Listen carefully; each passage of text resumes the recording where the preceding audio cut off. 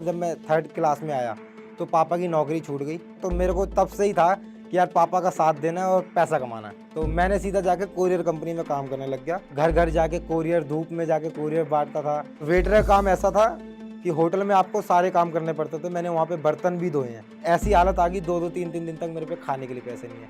जबकि वड़ा पाव 10 रुपए का आता है, मेरे पे 10 रुपए नहीं होते थे खाने के लिए। उन 2 दोस्तों ने मेरे को ये बात बोली थी कि यूट्यूब पे करना है, यूट्यूबर बनेंगे।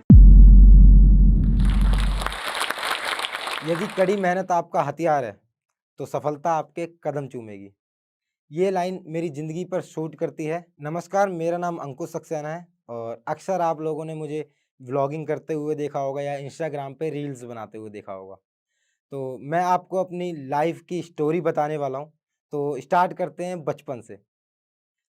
मैं यूपी कानपुर में पैदा हुआ था, बट मेरे पापा सोनीपत हरियाणा में जॉब करते थे।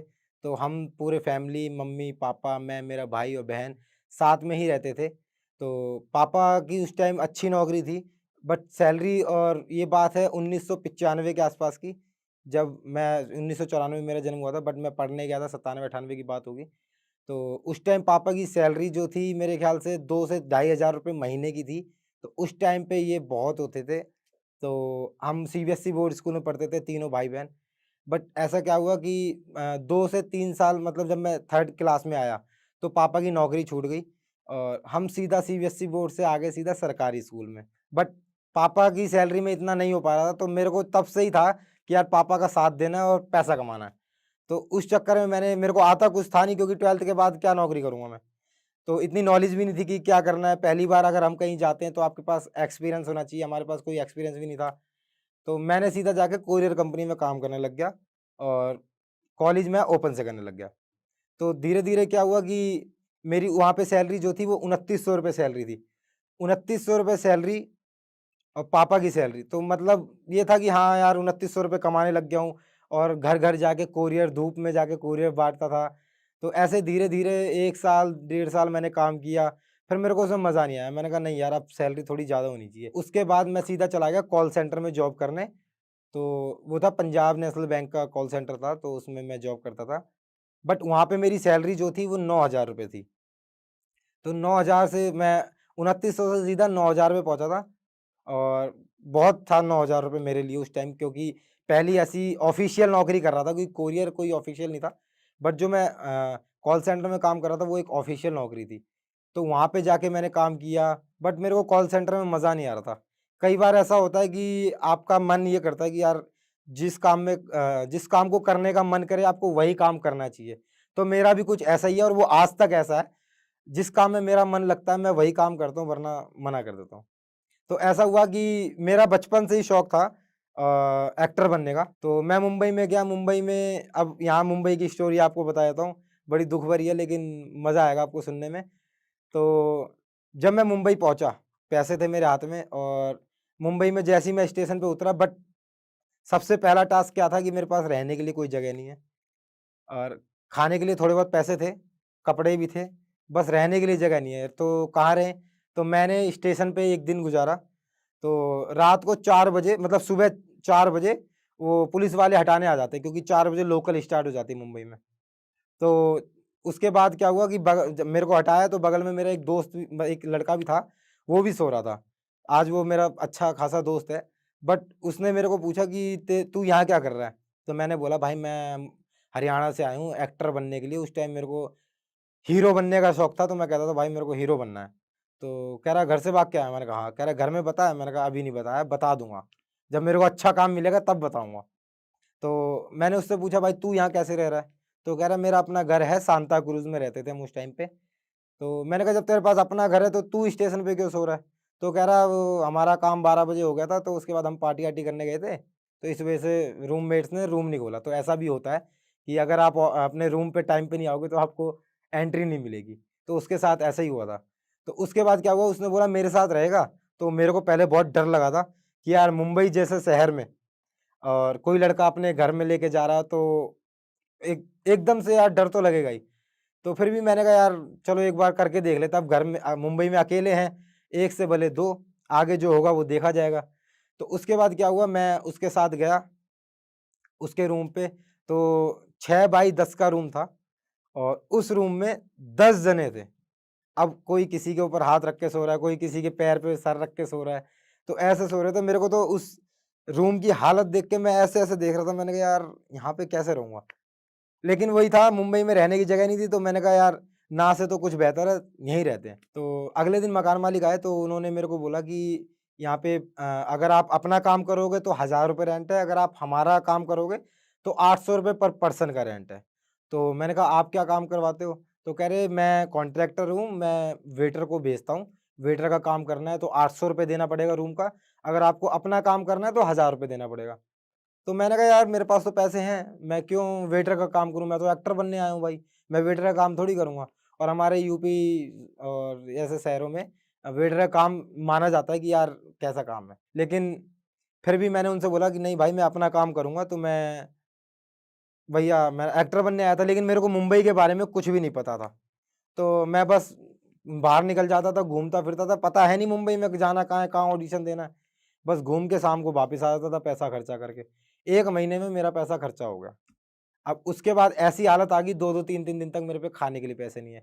जबकि वड़ा पाव ₹10 का आता है, मेरे पे ₹10 नहीं होते थे खाने के लिए। तो धीरे-धीरे क्या हुआ, मेरी एक बार ऐसा हुआ मेरी तबीयत खराब हो गई। फ़ीवर आ गया था मेरे को, तो मालिक ने कहा, मतलब रूम के मालिक ने, उसने मेरे को बोला कि भाई ऐसे कब तक होगा, अगर तेरे पास पैसे नहीं है तू घर जा और यहाँ तेरा कुछ नहीं होने वाला।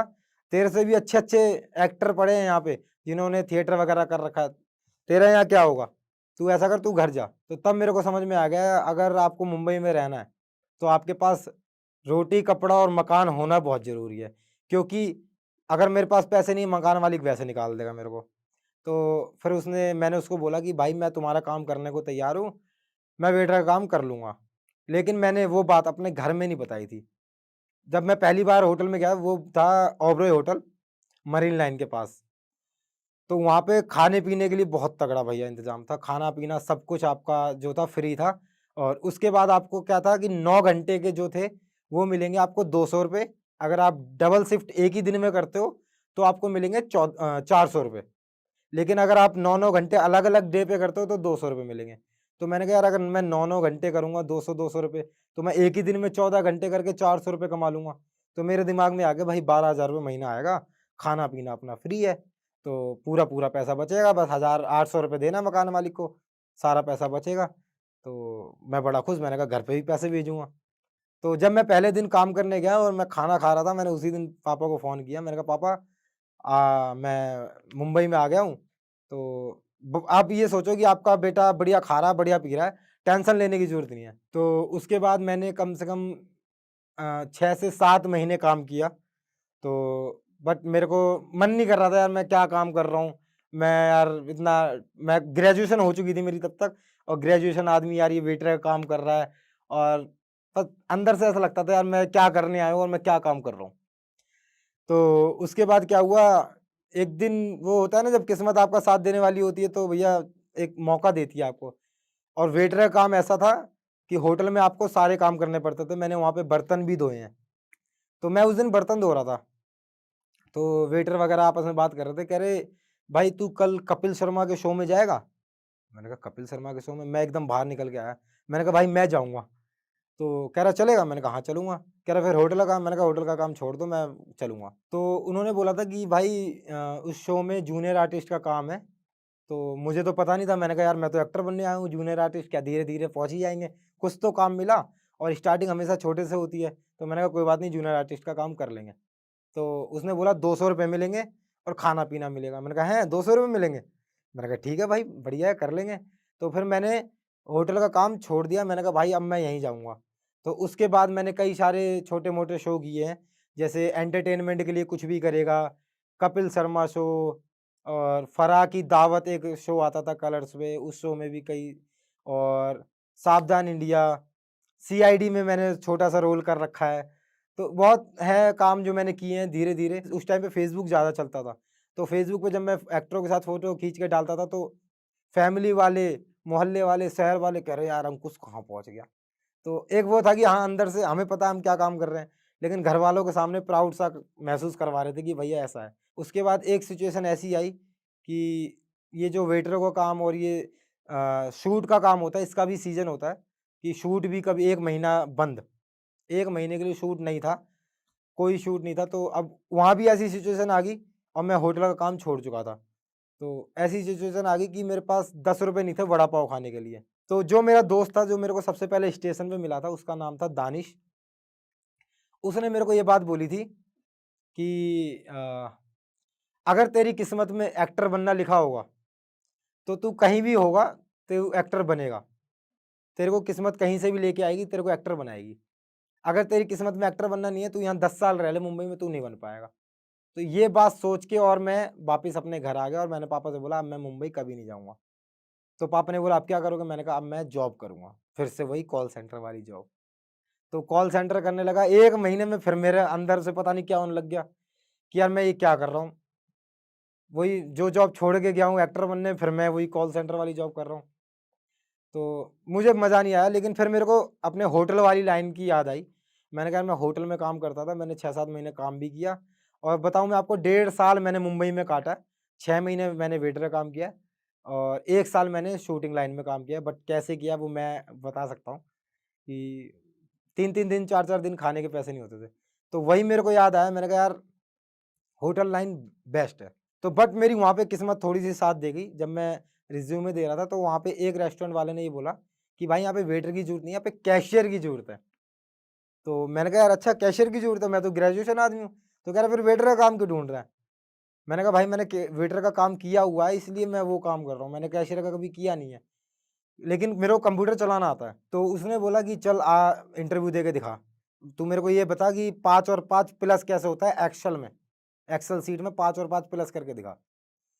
और मेरे को आता था, सच बता रहा हूँ, बट ऐसा कई बार होता है कि आपको आ रहा होता है, अगर किसी ने कुछ पूछ लिया आप भूल जाओगे। तो मैं एकदम से भाई ब्लैंक हो गया पूरा कि 5 और 5 एक्सेल में प्लस कैसे होता है? लेकिन मेरे अंदर इतना कॉन्फिडेंस था, अरे! अरे सर क्या सवाल पूछ लिया आपने यार, मैं करके दिखाता हूँ, अरे मैं करके दिखाता हूँ। तो उसने मेरे से वो सवाल करवाया नहीं, मेरा कॉन्फिडेंस देख के कह रहा आता है? मैंने कहा हाँ। तो उसने कहा चल ठीक है, तू कल से जॉब पे आ जा। तो मैं इतना खुश हुआ और जल्दी से मैं वहाँ से भागा। मैंने कहा कहीं इसने पूछ लिया तो दिक्कत हो जाएगी। मैं सीधा मैंने कहा कल से जॉइनिंग करनी है, अब सीधा जाके अपना 4 से 5 घंटे उसके बाद मैं साइबर कैफ़े में गया, सिर्फ़ ये जानने के लिए 5 और 5 प्लस कैसे होता है। तो जब मैं 5 और 5 प्लस करने गया, तो मैं 5 और 5 माइनस कैसे होता है ये भी सीख गया। तो अगले दिन मैं जब गया रेस्टोरेंट में जॉब करने, उन्होंने मेरे को 2 दिन काम सिखाया और अगले दिन से उन्होंने आना छोड़ दिया।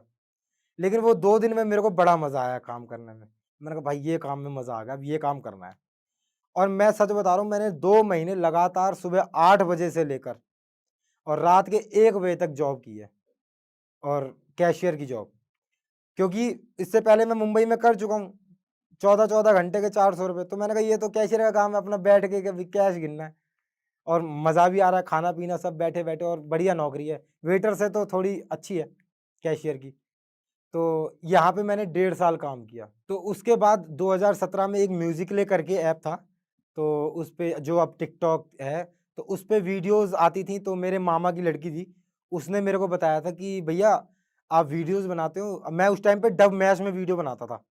तो डब मैच में 14-15 व्यूज़ आते थे, लेकिन मैं ये बनाता था हाँ यार मेरे को अच्छी लग रही है बस, वो वीडियो मैं अपने लिए बनाता था। तो उसके बाद क्या हुआ कि उनने मेरे को बनाया, आप डब मैच पे वीडियो क्यों बनाते हो, आप म्यूज़िकली पे बनाओ, इस पे फेमस होने के चांसेस ज़्यादा होते हैं, इस पे वीडियोज़ भी ज़्यादा लोग देखते हैं। मैंने कहा अच्छा दिखाओ कैसा है? तो जैसे ही मैंने म्यूज़िकली ऑन किया और मैं वीडियो स्क्रॉल कर रहा हूँ, करते-करते 2-3 घंटे कब हो गए मेरे को पता नहीं लगा, मतलब मज़ा इतना आने लग गया। मैंने कहा हाँ यार इसमें कुछ मज़ा है।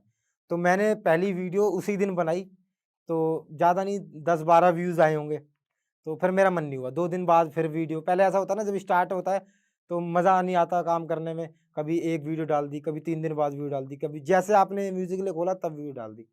तो ऐसे धीरे-धीरे करके इंटरेस्ट बढ़ने लगा।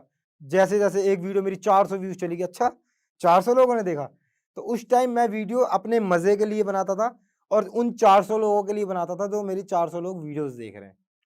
और किसी के लिए मेरी वीडियो वायरल हो ना हो, जितने लोग मेरी वीडियोज़ देख रहे हैं मैं सिर्फ़ उनके लिए बनाता था। तो एक दिन ऐसा आया मेरी किस्मत में, एक जो मेरे रेस्टोरेंट में मैम थी, मैनेजर थी वो, तो वो भी जॉब करती थी। तो मैंने बस उन मैम को बोला मैम आप एक वीडियो में मेरी हेल्प कर दो। तो बस एक एक वीडियो के लिए। तो बस वो साइड में आके खड़ी हो गई और मैं फ़ोन साइड में रखा और मैं कंप्यूटर की तरफ देख रहा हूँ और मैम मेरी तरफ देख रही हैं। वो वीडियो एक ही दिन में 1.5 मिलियन एक ही दिन में 1.5 मिलियन लाइक गए थे। तो मैम ने मेरे को कॉल करके बोला, कभी ज़िंदगी में इतने लाइक देखे हैं? तो मैंने कहा, क्यों, क्या हो गया? कह रही, टिकटॉक पे ओपन करके देख, तेरे को पता नहीं है? मैंने कहा नहीं। कह रही, उस पे देख कितने लाइक हो गए। तो जब मैंने वो टिकटॉक ओपन करके देखा, मतलब खुशी का ठिकाना नहीं था। 1.5 मिलियन लाइक एक वीडियो पे, और फॉलोवर्स तो ऐसे बढ़ रहे थे भैया, क्या बताएं। उसके बाद क्या हुआ कि जब एक वीडियो वायरल हो गई तो अब थोड़ी रुकने वाला हूँ, तो मैंने दूसरी वीडियो फिर मैडम के साथ बनाई। तो उस टाइम जब मैं जो भी वीडियो बनाता था, मेरी कम से कम 40 से 50 मिलियन व्यूज जाती थी, वो 1 से 2 दिन के अंदर। और 3 दिन के अंदर मेरे 3.2 मिलियन टिकटॉक पे फॉलोवर्स हो गए थे। तो जब मेरी पहली वीडियो वायरल हुई थी, अगले दिन मैनेजर के पास मेरा वार्निंग लेटर आ गया था। हमारे हेड ऑफिस से आ गया कि ये ऑफिस की ड्रेस में वीडियो बनाता है, वाइट शर्ट ब्लैक पैंट में मैं वीडियोस बनाता था। तो मैनेजर ने बोला कि अब तेरी वीडियो ऐसे वायरल होगी, वहाँ तक पहुँच गई। मैंने कहा, सर पहले तो आप हंसते थे, अब आप ऐसे बोल रहे हो। कह रहे, मैं खुद एम्प्लॉई हूँ इसका, हेड ऑफिस में बात पहुँच गई है, वहाँ तक नहीं पहुँचनी चाहिए थी। मैंने कहा, सर वायरल होगी तो पूरी दुनिया में जाएगी, तो अब मैं क्या कर सकता हूँ। तो बस उन्होंने ये बात बोली, या तो ये नौकरी छोड़ दे, या इस ड्रेस में वीडियो बनाना छोड़ दे, या तू वीडियो ही बनाना छोड़ दे। मैंने कहा, सर मेरी अब तो वीडियो वायरल हुई है, अब थोड़ी रुकने वाला हूँ। तो मैंने खुद ही ऐसा बोला, मैंने कहा इनके निकालने से पहले मैं खुद रिज़ाइन दे देता हूँ। तो मैंने रिज़ाइन लिख के सर को दे दिया। मैंने कहा, सर मैं अब वीडियो मेरी वायरल होगी, अब मैं वीडियो ही बनाऊँगा, अब मैं नौकरी नहीं करूँगा, और वो आगे सिचुएशन देखी जाएगी क्या कैसी है, बाद में मैं रिजॉइन कर लूँगा। तो ऐसा था, तो उनके निकालने से पहले मैंने खुद रिज़ाइन दे दिया। तो ऐसे धीरे-धीरे करते-करते 3 महीने बीते, दिसंबर, तब मेरे को पहला प्रमोशन आया हेलो ऐप का। उस टाइम पे हेलो ऐप चलता था। तो एक वीडियो बनाने के मेरे को 5,000 रुपये मिलते थे, और कम से कम महीने में 40 वीडियो बनानी होती थी। तो ये समझ लो मैं 12,000 की नौकरी करता था। 12,000 की नौकरी छोड़ के मैं 2 लाख रुपए मैं महीने में कमा रहा हूँ।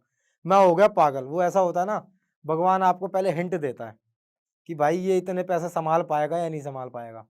तो भगवान ने एकदम से मेरे ऊपर 2 लाख रुपए की बारिश कर दी, और मैं हो गया पागल। उसी टाइम स्कूटी लेके आ गया। उसी टाइम में 3 अंगूठी, मम्मी के लिए अंगूठी, पापा के लिए अंगूठी, स्वाति के लिए अंगूठी, 2 लाख रुपए खत्म कर दिए। फिर अगले महीने कम हुए पैसे, बीच में आ गया लॉकडाउन, 22 मार्च से लॉकडाउन आ गया। अब लॉकडाउन आ गया तो प्रमोशन सारे हो गए बंद। उसके बाद 1 महीने बाद न्यूज़ आ गई कि टिकटॉक बंद होने वाला है। फिर तो हमारी हालत और ख़राब होगी।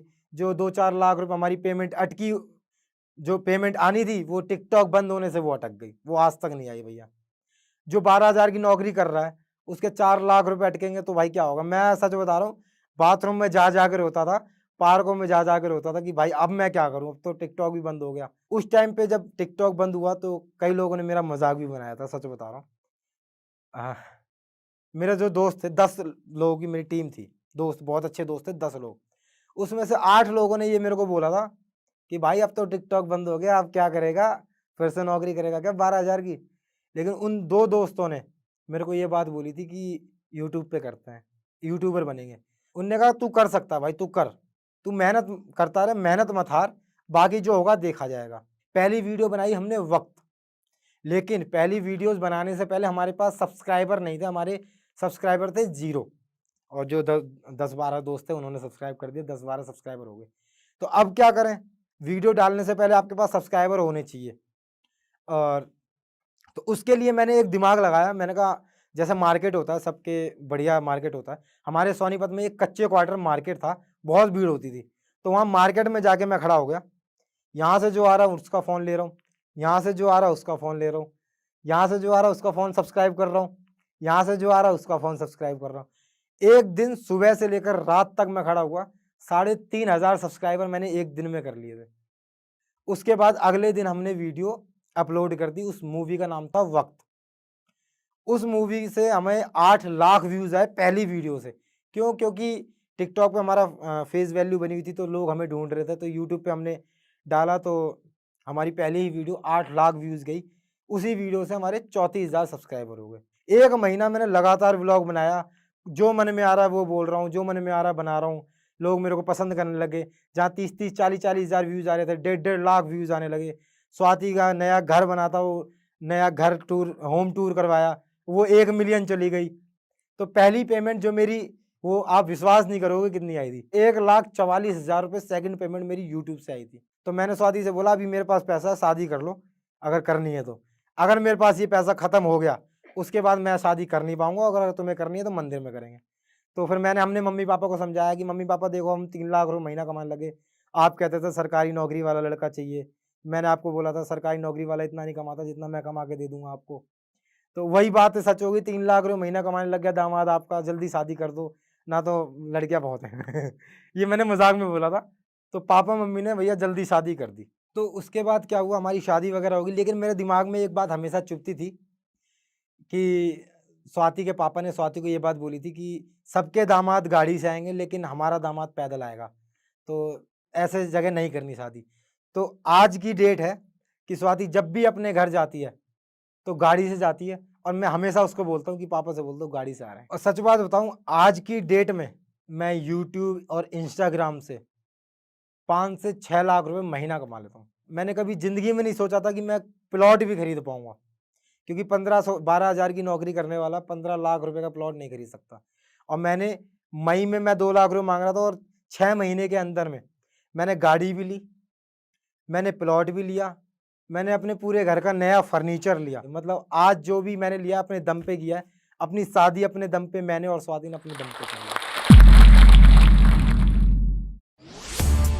इस वीडियो के बारे में अपनी राय नीचे कमेंट सेक्शन में हमें बताएं और अपने दोस्तों के साथ ये वीडियो शेयर करना ना भूलें।